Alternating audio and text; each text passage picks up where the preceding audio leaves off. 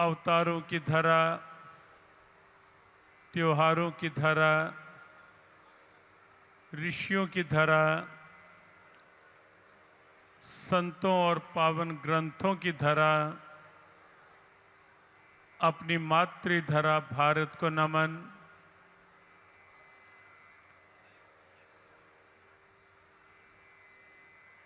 भारत की शक्ति परंपरा में मां मनसा देवी के भावों से भावित यह पंचकूला क्षेत्र और यहाँ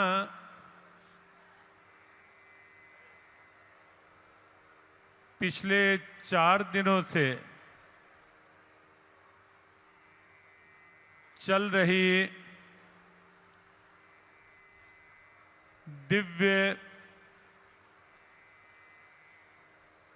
अलौकिक ओजस्वी और अत्यंत प्रेरक श्री हनुमंत कथा व्यासपीठ पर राष्ट्र गौरव और सनातन स्वाभिमान को केवल अपनी वाणी नहीं, केवल कथा के माध्यम से नहीं,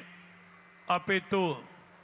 अपने जीवन के प्रत्येक संकल्प के साथ जुड़े हुए, प्रत्येक भाव स्वभाव के साथ जुड़े हुए हमारे सनातन का स्वाभिमान,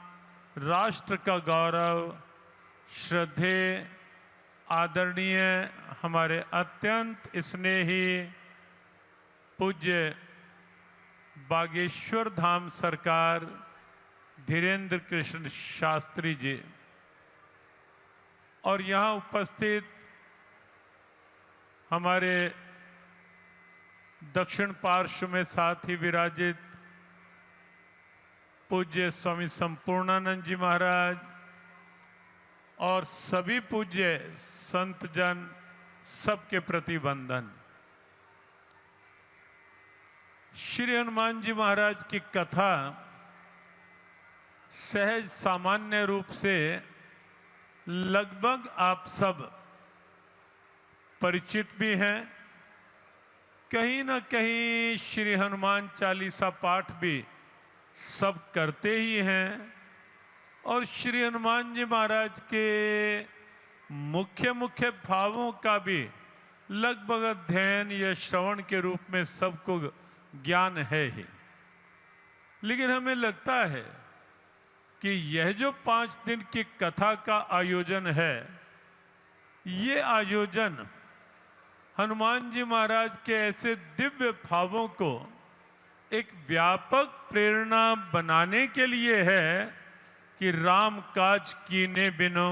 मोह कहाँ विश्राम। और हनुमान जी महाराज के जीवन का वह व्यवहारिक आदर्श जो है, उस आदर्श को साथ ले करके हमारे श्रद्धेय आदरणीय धीरेन्द्र कृष्ण जी सतत पूरे देश और देश ही नहीं, अब भारत से बाहर भी जिस ढंग से, जिस संकल्पित भाव से लगे हैं और जैसा एक व्यापक जन उत्साह जुड़ा है आपके संकल्पों के साथ, वह निश्चित रूप से स्वयं परमात्मा की ही एक विभूति है अपने आप में। भगवान कृष्ण भगवद गीता में कहते हैं, पार्थ, जहां जहां भी कहीं कोई विशेष भाव होता है, प्रभाव होता है, कोई विशेष कांति होती है, विशेष ऊर्जा होती है, बल होता है, संकल्प होता है, भगवान कृष्ण अपनी दिव्यवाणी भगवद गीता में कहते हैं कि वह सब मेरे ही तेज का अंश कहीं ना कहीं प्रकट होता है। और यह मानने में, यह कहने में रंचक भी संकोच या हिचकिचाहट नहीं है, हो भी नहीं सकती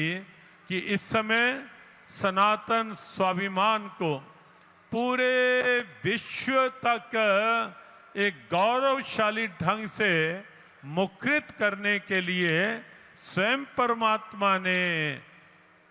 आदरणीय धीरेन्द्र कृष्ण शास्त्री जी को अपनी विभूति के रूप में चयनित किया है। और ये निश्चित और निश्चित ये वो स्थिति है जबकि अनुकूल हवाएं चल रही हैं, अनेक प्रकार से सनातन की अनुकूलता के वातावरण बने हैं, और उस समय जबकि ये अनुकूलता का वातावरण बना है, ऐसे समय में आदरणीय बागेश्वर धाम सरकार का निकलना और 24 घंटों में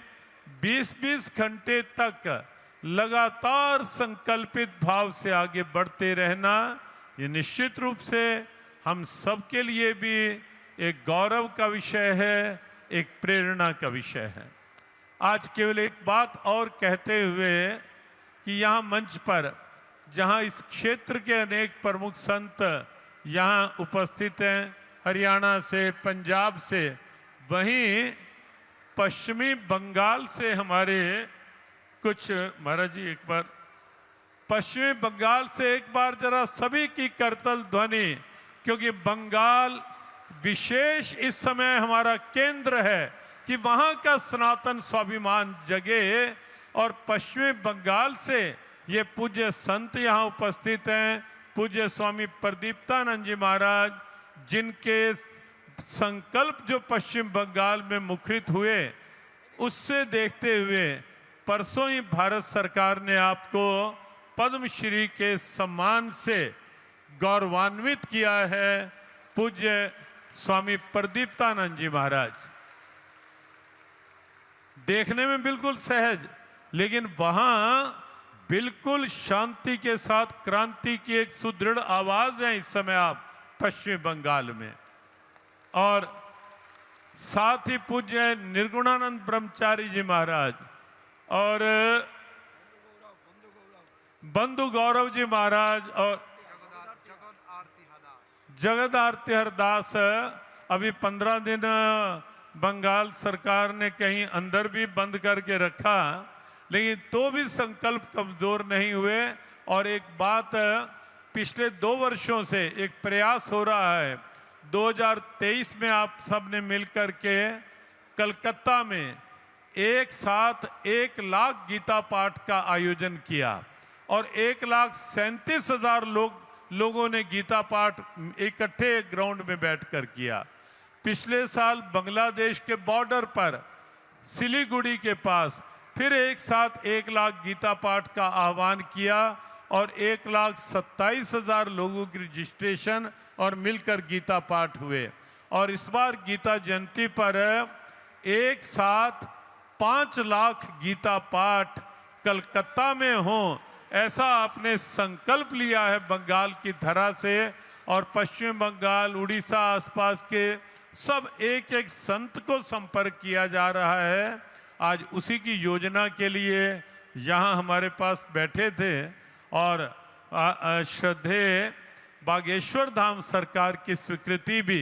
उस कार्यक्रम के लिए बंगाल जाने को आज निश्चित मिली है। और मिलकर हमें लगता है कि अब बंगाल के लिए भी वो दिन दूर नहीं कि जब बंगाल में भी सनातन स्वाभिमान का सूर्य जगमगाएगा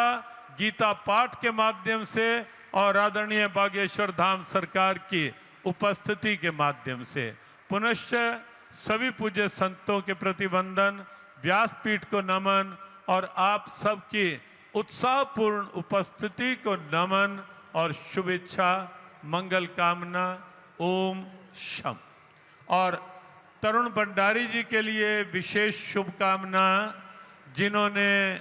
बहुत समय पहले जब बात की तो इन्होंने मन बनाया कि पंचकूला में, और इनका जो संकल्प और पंचकूला वासियों का सद्भाव जो तरुण भंडारी जी के संकल्प के साथ जुड़ा, इसके लिए ढेरों ढेरों शुभकामनाएं।